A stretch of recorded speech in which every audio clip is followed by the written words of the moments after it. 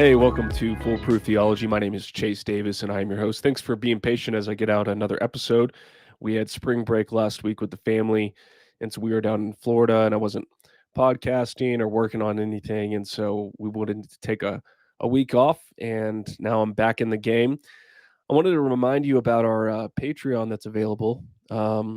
We actually had our first person sign up on Patreon. Steven Jackson signed up while I was in Florida, and so I was really excited to see that. So thanks to him for bringing this show and making it happen in some form or fashion. He actually covered 25% of the cost of the show, which sounds like a lot. The cost just isn't that great, but he's been so generous to jump on the Patreon. So you can head over there. I'll have a link in the description, and you can join up to help bring this content to light. And if you join Patreon, you're going to have an opportunity to kind of share what you'd like to hear more about. What would you like to hear either me talk more about, or what guest, or who would you like me to have a conversation with? I'll be asking all that kind of stuff on the Patreon. So head over there, join, and help me kind of forward this podcast so that I can keep putting great content out there. Today, I wanted to take some time, and I don't think I've dedicated an episode to this before, but it's a topic of concern for me, and I think it should be a topic of concern for you. And that topic is theological anthropology. Now, the reason it's a topic of concern for me is for a lot of different reasons. One is it's going to be a focus of further research in my PhD program. It's something I studied in my THM as well, but theological anthropology should matter to you.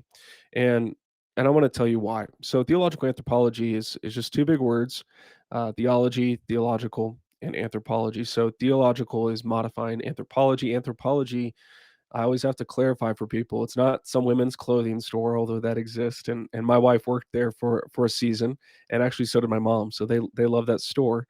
Anthropology has to do with the study of people. And so if you get into the academy and you study anthropology, you're studying people and development of civilizations, and it has some overlaps with sociology. But when we're talking about theological anthropology, what we're talking about is a couple of issues. One, we're talking about people being made in the image of God. So we're talking about the Imago Dei, or Imago Dei. And so that means made in the image of God. What does that mean?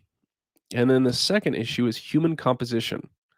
And when we talk about human composition, we're talking about several different aspects. You'll get some people that believe that humans are consist of material and immaterial realities. So you get the body and the soul, and so it's a dichotomy. You'll get some who they reject the dichotomy and they say we're just one. So it's not monism, but I think it's similar to that, where you get, hey, we're created being, and we're all kind of one thing. There is no soul apart from the body. You'll get some that believe in kind of a trichotomy. So you've got soul, spirit, body. Some will even go mind, soul, body. And so those are some examples of what we're talking about with human composition. So you've got the Imago Dei and human composition. Those are big questions that relate to theological anthropology. And what we're doing with theological anthropology is we're saying, what does it mean to be human? What does it mean to be human? This is a huge question. It's a huge question, and it should matter to you a lot. It's one that you don't need to be an expert on, but biblically and theologically, as a Christian, if you are a Christian listening, it should be one that you're concerned with, because it is the question that we need to answer in this day and age. And it's been that way for the last 400 years, since kind of the rise of the modern self. And so what does it mean to be a human is hugely important. John Calvin is famous for, in his Institutes, he starts it out with, there's kind of two sources of knowledge of ourselves and knowledge of God. And what he in his Institutes was trying to emphasize was the knowledge, how we know God, and therefore we can know ourselves. And today, what we've seen is a diminishment of humanity. And I'm going to play that out and tease that out in a few examples towards the end of the episode. But we've seen the diminishment of humanity. Most of your neighbors, friends, family, there are common assumptions about what it means to be a human. And based on how we answer what it means to be a human, that will determine what kind of prescriptions we have for government, for law, for how we treat one another, for what it means to have dignity and worth and value. And so let's focus on the first one first, related to theological anthropology, is the Imago Dei. So when we're talking about the Imago Dei, what we're talking about is what it means to be made in the image of God. That comes from Genesis 1 and 2. He made them in his image. And so we have it in Genesis 1. We also have it in Genesis 9, I believe. It may be 6, though. And then we have it in a place in Colossians as well. The image of God is not it's a robust doctrine, and in terms of it's an important doctrine. It doesn't have a lot of scripture that explicitly deals with it. Instead, we've got a variety of scriptures that deal with it. And so when we talk about what it means to be made in the image of God, a lot of people just kind of brush over that reality. And this topic of Imago Dei really reached kind of a cultural point of interest in 2020 when we were talking about racism and George Floyd and that kind of thing. And so a lot of people were curious, and a lot of people, it was getting me kind of riled up because a lot of people were just, you know, talking about the image of God. All people are made in the image of God, and they were just kind of brushing over, assuming that people knew what that meant. And it's like, well, no, people don't know what it means. And in fact, we assume too much about what it means to be made in the image of God. So you think of it like a suitcase that you stuff too much in. The image of God becomes a suitcase that people just stuff a bunch of ideas about humanity into. When in fact, it's a very limited scriptural evidence of what it means to be made in the image of God. One scriptural evidence particularly references that Jesus Christ, the Son of God, is the image of God. And so this is where a lot of Christians misfire is they will misspeak or misbelieve, and they'll say, I am the image of God. No, no, no. It's Jesus, the Son of God, is the image of God. We are made in his image. And so we were designed to have kind of a reflection of the Son of God. And so we are made in the image of the Son of God. And some people will reduce the image of God to certain capabilities of humans. So some people, and this is the age of the Enlightenment from like 1600s on, where reason was held in the highest regard, and how people differentiated between animals and humans was reason. And so reason became kind of the point of emphasis for what does it mean to be made in the image of God? Well, it's because of our reason. And so because we have reason, that makes us made in the image of God. Well, you get into a lot of problems real fast with that, because if you play that out, people who are smarter or able to reason more quickly or more cogently, whatever it is, somehow they're going to reflect the image of God better. And not only that, but we reduce the Son of God to simply an intellectual exercise of logic, right? And so if we reduce the image of God to just reason, that it's our reason, we diminish those people who have reduced capacities for reasoning and logic and intelligence, and we reduce and minimize the Son of God into one who's just concerned with a capacity, intellectual capacity. Now, we could go to John 1 and we could talk about the word being God, and we could talk about logic and how John borrows from Greek there and all that kind of stuff. And of course, we want to highlight that the Son of God uh, has correlations with being the Word and being communicative and having an emphasis and rational, cogent understanding. In order to communicate God's revelatory message of Him saving all things, redeeming all things to Himself. And so we could go down that rabbit trail. But when we reduce the image of God, being the Son of God, to just reason, we're really missing a lot there. And so you see this is a common thing. Uh, this reduction of the image of God to reason is something that was common in the 20th century. It's how you got all sorts of atrocities with people who are handicapped or who are mentally retarded or whatever it is. You get all sorts of atrocities committed when we reduce the image of God. There's a book called Destined for Dignity, and in it, the author makes the argument that being made in the image of God is about humanity's design for a special relationship with God through Jesus Christ. And so it's not so much a capacity that we have that can either be turned on or turned off.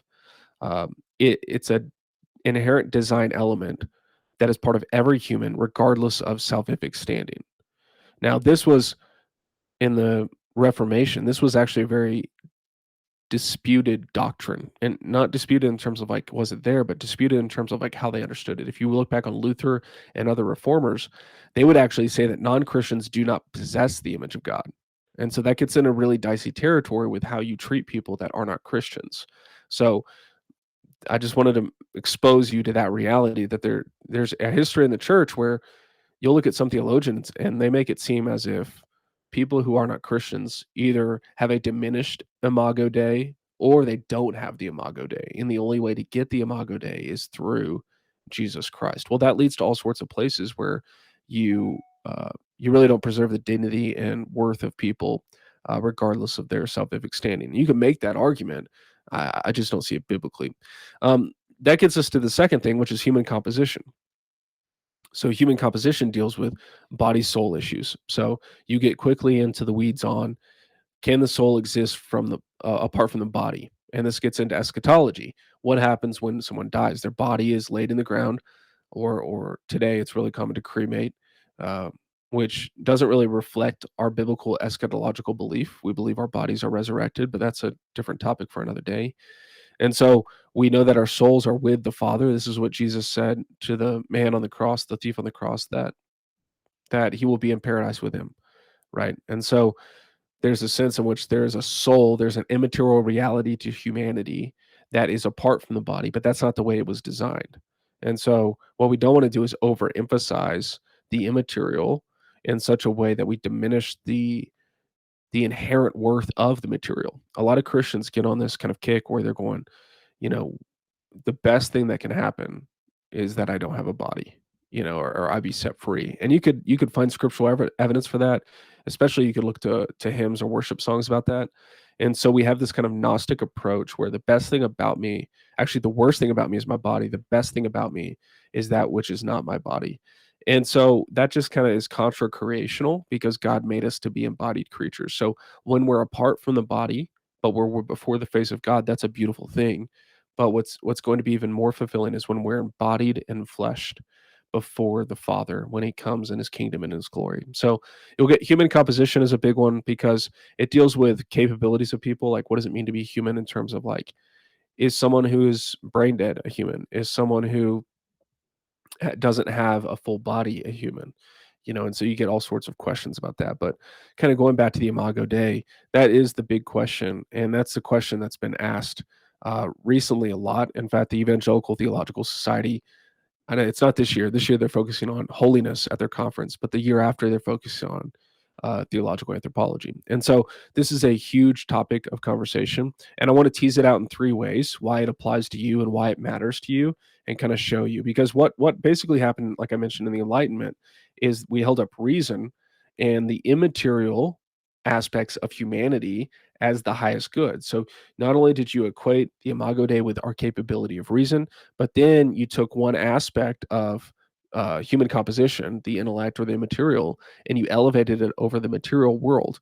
And so you pair those two things together, and what you get is a bunch of advancement in technology that is inherently designed to diminish the embodied experience. And so you see this tension all throughout the last 300 years with technological advancement. Is there's a constant sense of diminishing embodied experience. And so you'll highlight things that are almost anti-human. If they're not anti-human, they seek to go away from traditional human expressions, like art, for example.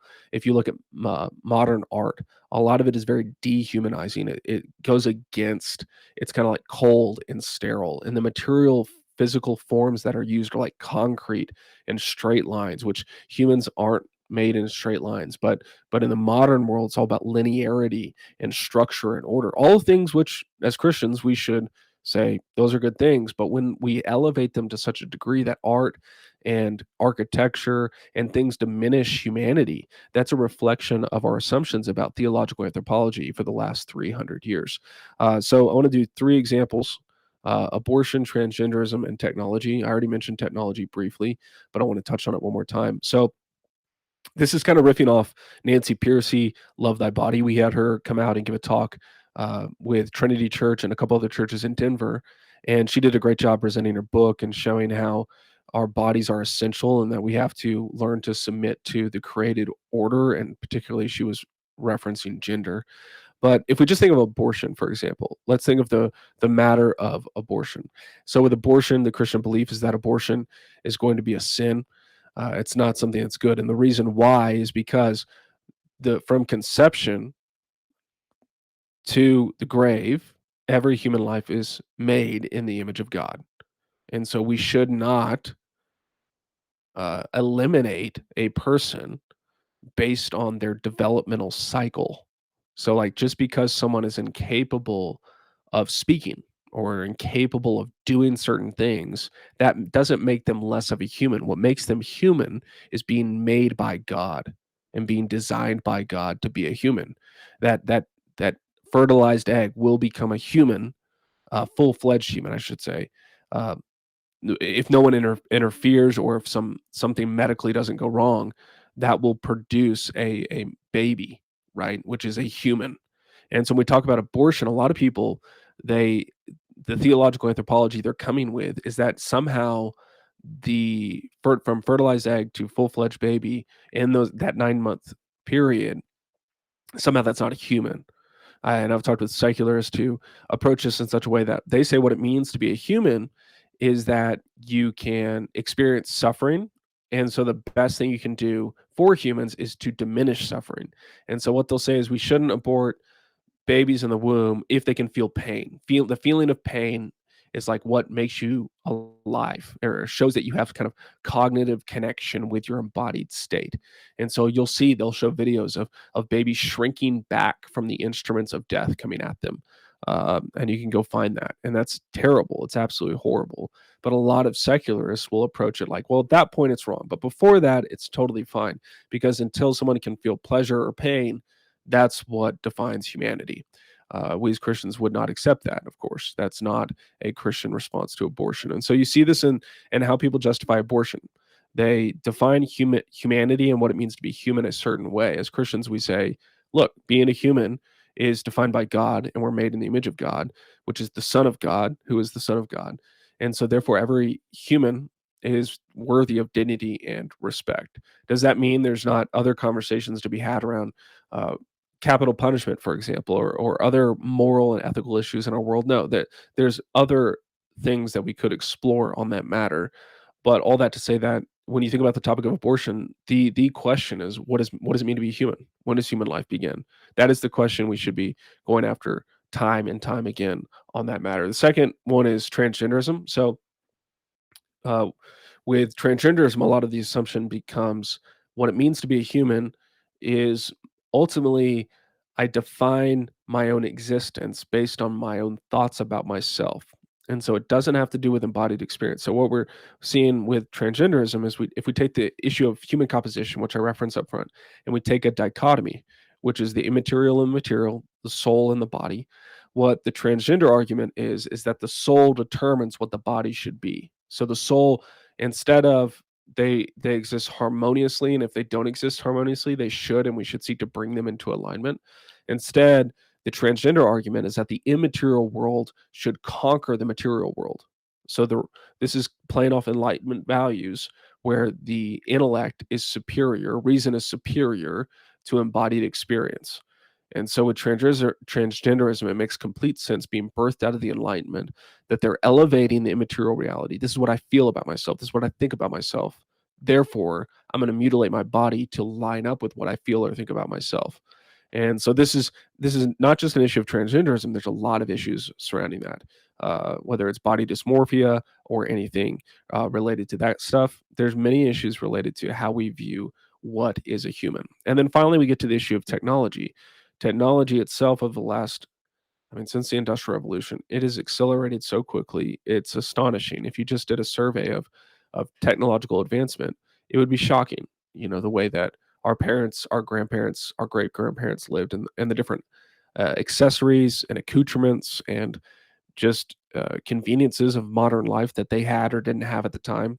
And so with technology reflects the values of the culture. So what technology gets advanced and gets promoted is reflective of the values of the culture. So the perfect example lately is virtual reality. Virtual reality is the perfect example of kind of these enlightenment values where we champion reason and the immaterial over the embodied experience. Because now what matters most isn't actually me going out. Let's think about like virtual church, for example, something nonsensical, but a lot of people are doing it. Live church, as soon as virtual church could happen, they were using virtual church. And so they'll make it seem like what's most important is just that your thoughts are with other people, that you can be somewhat present with your consciousness with other people. Your physical presence doesn't matter as much. Now, we all know that's not true. Like deep down, primally, we know that's not true. We know that if our marriage was just, uh, you might do long distance dating, but you wouldn't do long distance marriage. That wouldn't be seen as a good, virtuous thing. And that's because we know that long distance marriage is not only not sustainable, it's not loving, it's not kind, and you don't get the full experience of someone else. To experience someone else is to be present with them and to be around them physically. And so virtual church it makes sense from an enlightenment, modern, postmodern framework where we elevate the immaterial over the material world, but it's totally incongruent with a biblical framework of theological anthropology. And then the last thing on technology, with virtual reality as kind of a whole, is what you see is commercials. The great example was the Facebook or Meta commercial on their VR platform. I think it's Oculus, and you get two guys living next to each other, and they don't know that they're neighbors, but when they get in the VR world, they put the headset on, and all of a sudden they're best buds in that. But then they go out in the hallway and they don't even know who they are. And so to me, they're actually celebrating that. They're promoting that as like, isn't that funny? That's clever. And to me, I watched it in horror. Like, what an awful vision of the future. None of us should want that. Like, we should not want to live that way. And yet, a lot of us do. A lot of us do on our phones, through our computers. I mean, think about how dissatisfying work is nowadays, where you're sitting at a computer emailing other people instead of being around other people. And so, our modern world is built on a lot of theological anthropology questions about what it means to be human, what's best for humanity. And so, our technology develops out of that. Now, what should we do about that? That's a great question. That's a great question that I don't really have an answer for in this episode. I see a lot of people who are like trying to get back to homesteading, right? Or they're trying to get back to like raising chickens in their backyard, or they're trying to do something to recapture what feels like we're missing in life, whether it's through physical work, manual labor, building a home, hunting, these kind of things that I think are really great things. But what I sense is kind of this desperate longing to get back to something that feels more creaturely, because what the modern world does in its assumptions on theological anthropology is it diminishes humanity. It diminishes humanity. You when you email people, when you get online, when you watch, when your primary experience with culture and with reality is digital, it is inherently a diminished experience and platform, and you can add as much sound, lights, immersion experience as you want into it. It's just not real life, right? It is, you're experiencing it, but it's just not the same. And so my encouragement to you would be, start building habits now that minimize as much as you can your involvement with technology. And this is something I have to pay attention to, how much I'm involved online, in front of a computer, in front of a screen, and be with actual people. Go to church, like being with people at church. That's not just like it's not some made up law. It's not some pastor trying to control you. It's literally like, it's better for your soul. It's better for your soul. Like you trying to do church in your living room, in your pajamas, eating pancakes, whatever it is. Like that's just not the real deal. Like, and you know it, because it's just not satisfying. And so when we reduce Christianity to kind of this, I'm going to listen to Matt Chandler podcast and listen to Hillsong worship, and that'll get my spiritual fix. Well, you're assuming that's a lot of assumptions about theological anthropology that I think are incongruent with a biblical framework. And so that's not what Christianity is all about. You got to get with people. You got to be with people. You got to find a spouse, have some kids, be around your family, be around your coworkers, and be around your community, your church community. And that's going to be much more satisfying, much better for you long term, because it's the way God designed it to be. So that's theological anthropology in kind of a nutshell. Hopefully this was helpful for you. I'd love to hear what questions you might have, what I had to miss, what am I not seeing. What is something that you think is a good example of how theological anthropology matters today, in answering the question what it means to be a human? And if you're even brave enough, maybe you should ask a coworker, friend, start a conversation with them on this topic, because I bet you they have an answer, and I bet you that answer is probably assumed by enlightenment values and modern and postmodern assumptions. So it'd be fun to see you guys talk it up with them. Like I said, go check out my Patreon, sign up there. You can help support the podcast there. I'd love your support. And thanks to Stephen Jackson, who's bringing this podcast to you as my Patreon subscriber right now. So I will see you soon.